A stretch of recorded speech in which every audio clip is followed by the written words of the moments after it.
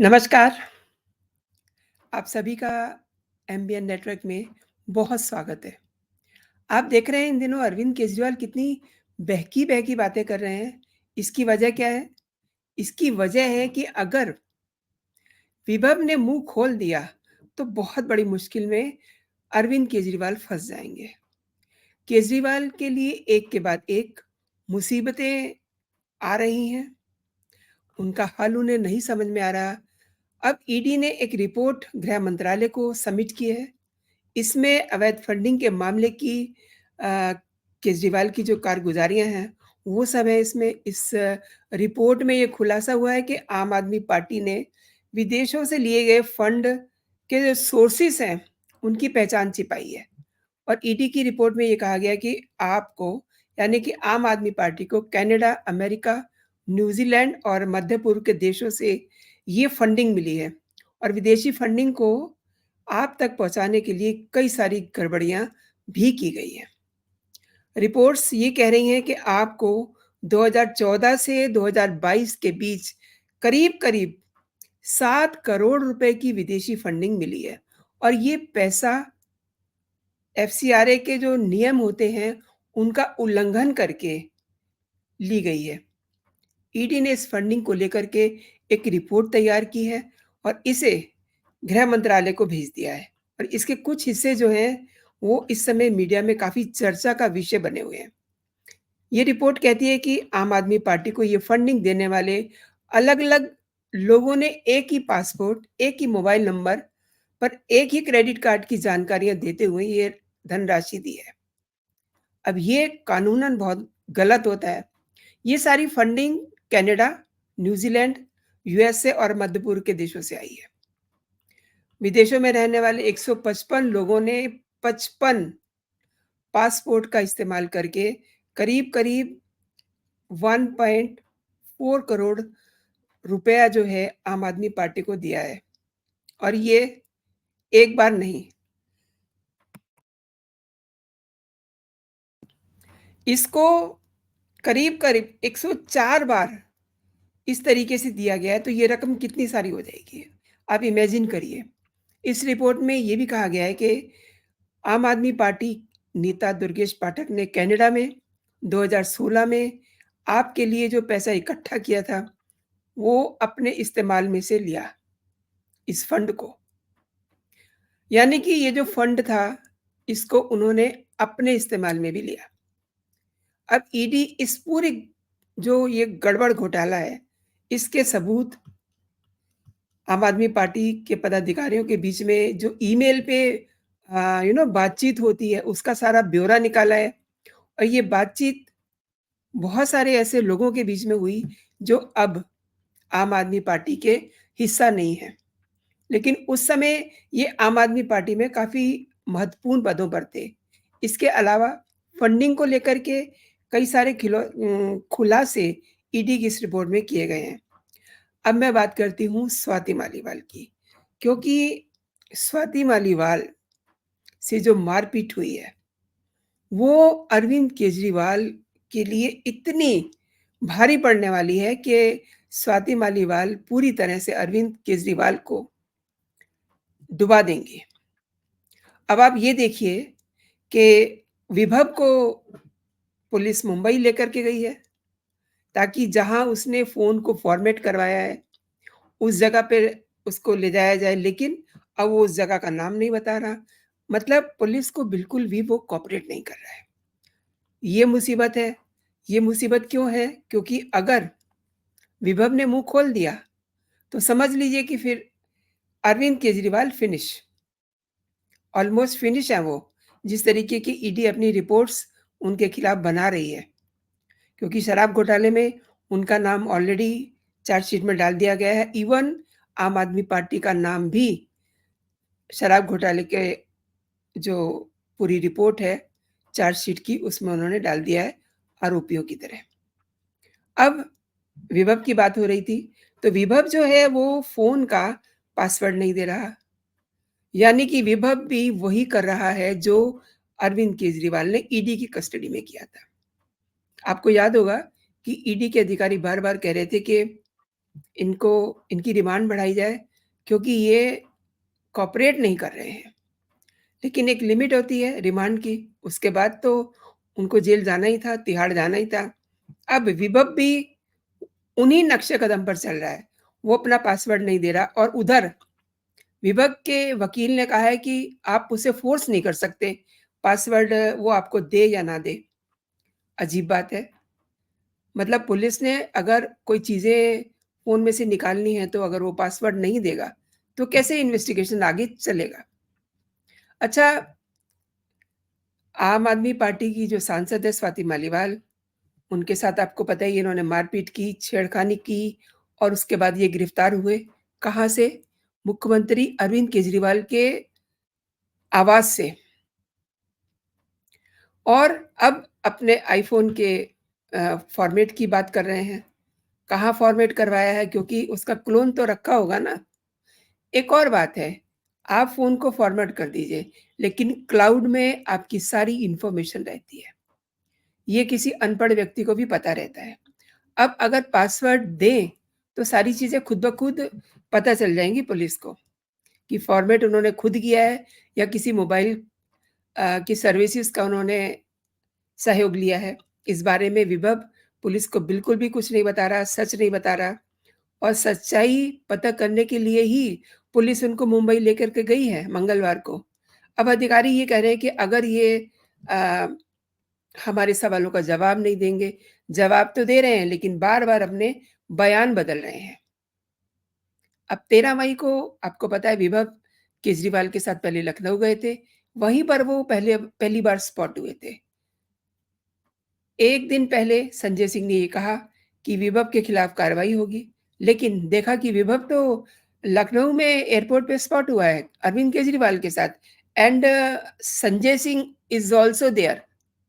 मतलब ये कहानी बिल्कुल समझ से परे की हो जाती है। ख़ैर, विभव की बात कर रही हूँ, तो विभव बिल्कुल भी पुलिस को कोऑपरेट नहीं कर रहा। दूसरी तरफ मुसीबत एक नहीं है, मैंने कहा ना कि अरविंद केजरीवाल के लिए कई सारी मुसीबतें हैं।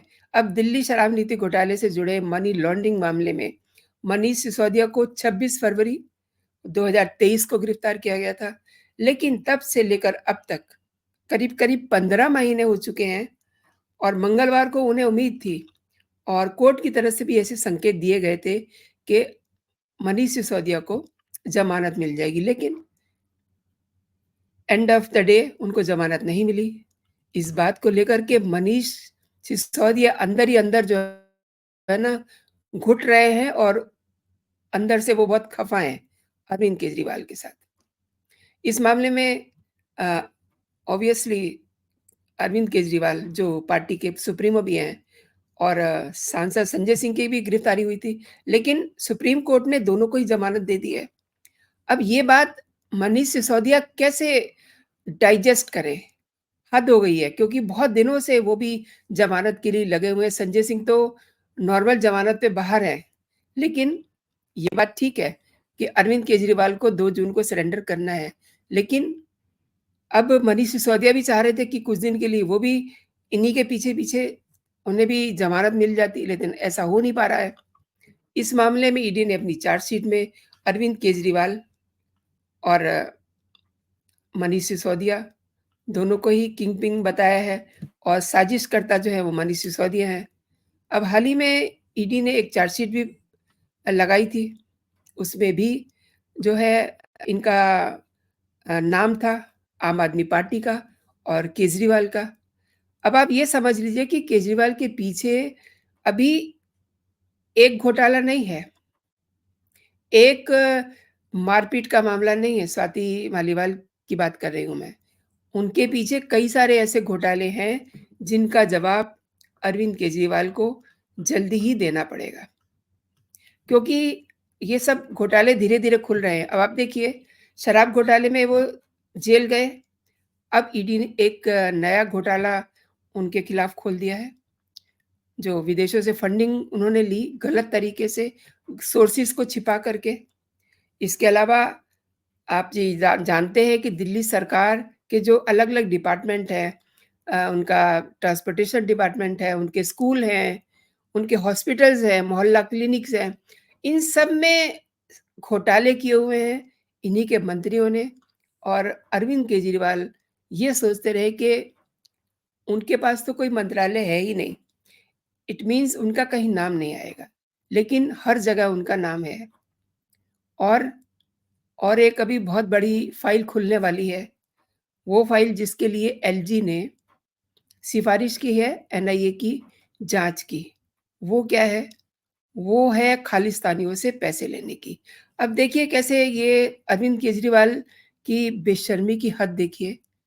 चुनावी सभाओं में क्या कह रहे हैं? ये कह रहे हैं कि हमें खालिस्तानी बता रहे हैं और हमारे रिश्ते जो है पाकिस्तानियों से बता रहे हैं। इस तरीके की बातें कर रहे हैं। अब बातें क्यों नहीं होंगी? जब आप ये देखिए कि जिस समय हेमंत सोरेन गिरफ्तार हुए थे, तो किसी विदेश से कोई कॉल आया था किसी को? किसी ने कोई कमेंट किया था कि वो जेल गए हैं, तो क्यों गए हैं? बताया जाए, ये उनके अधिकारों का हनन है।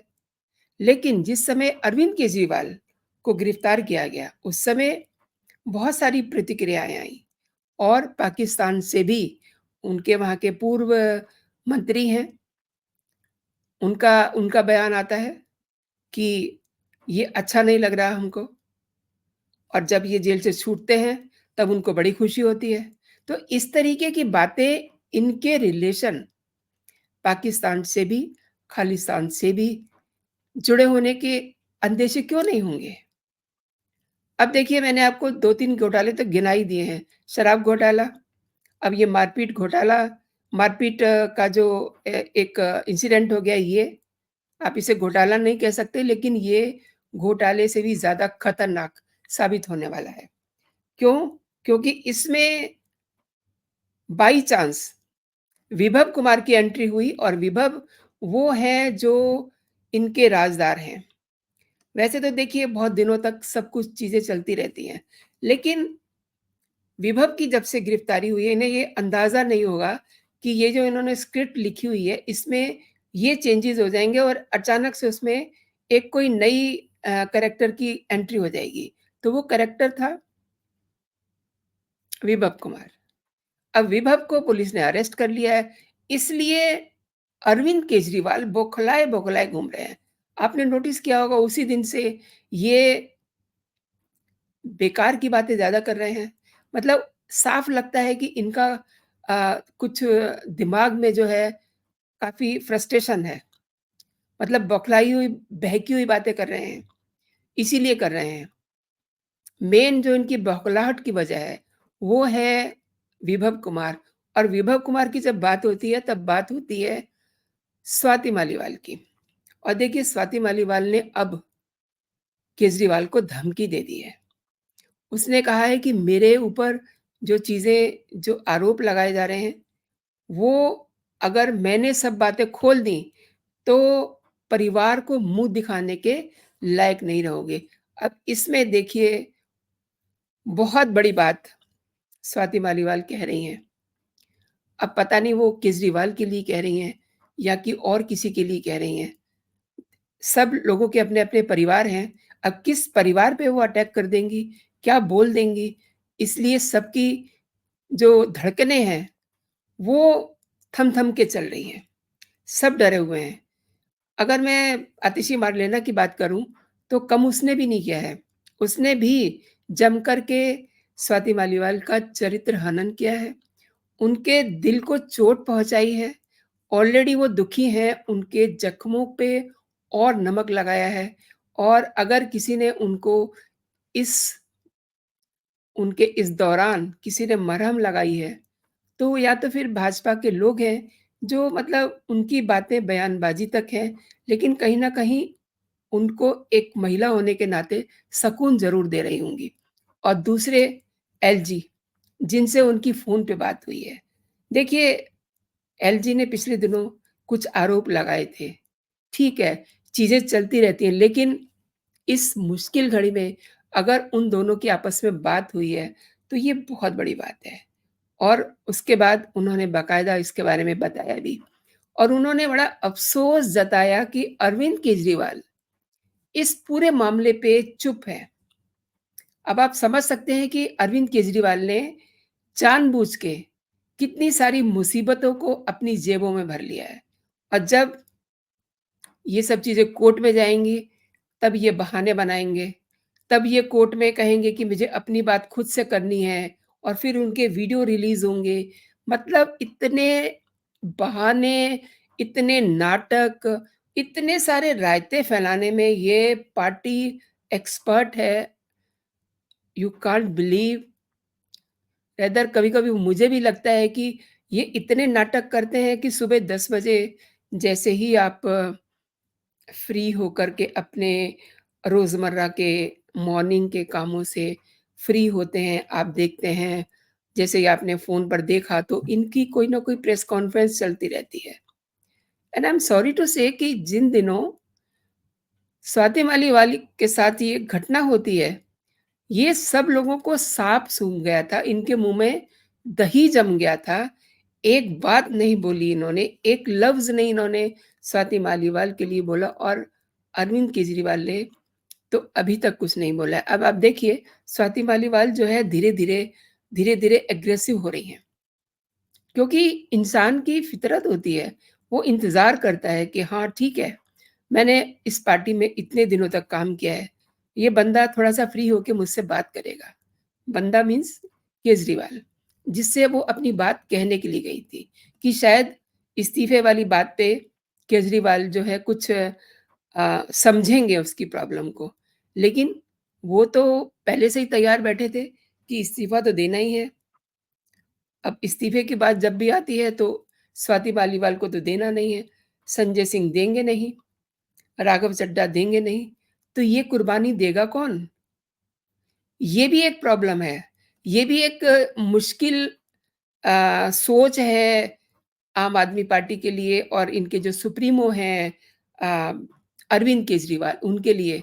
उनकी तो ये सिर का दर्द बन बन गई है स्वाति मालीवाल। क्योंकि ये सोच रहे थे कि महिला है, प्रेशर में कर लेंगे, कुछ बहला देंगे, पहले से ऐसे ही करते होंगे और बहला-फुसला देंगे और इनसे रिज़ाइन ले लेंगे।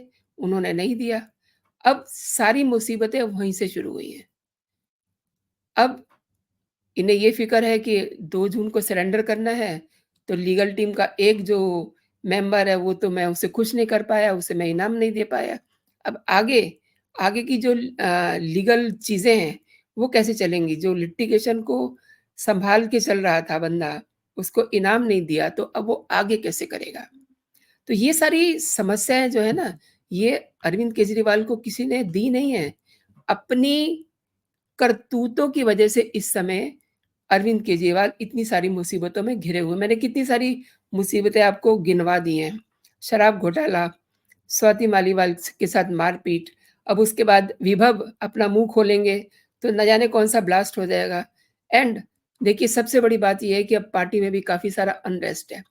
मनीष सिसोदिया बहुत खफ़ा हैं कि संजय सिंह बाहर हैं, अरविंद केजरीवाल बाहर हैं और सत्येंद्र जैन को उनकी बीमारी की वजह से वो अक्सर बाहर ही रहते हैं, कुछ दिन के लिए अंदर जाते हैं, फिर बाहर आ जाते हैं। एंड केवल वही एक बंदा है, जो अभी तक कम से कम 15 महीनों तक से अंदर है और बाहर नहीं निकला। जिस दिन वो बाहर निकलेगा, वो भी एक बहुत बड़ा ब्लास्ट करेगा।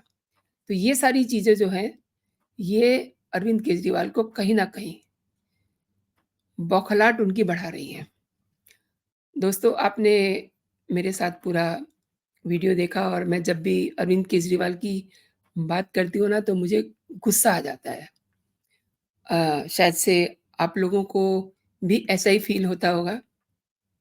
चलिए, जैसे लोग कर्म करते हैं, उनको वैसे ही फल मिलते हैं। आप हो, हम हों, केजरीवाल हो, लेकिन केजरीवाल ने तो हद कर दी है।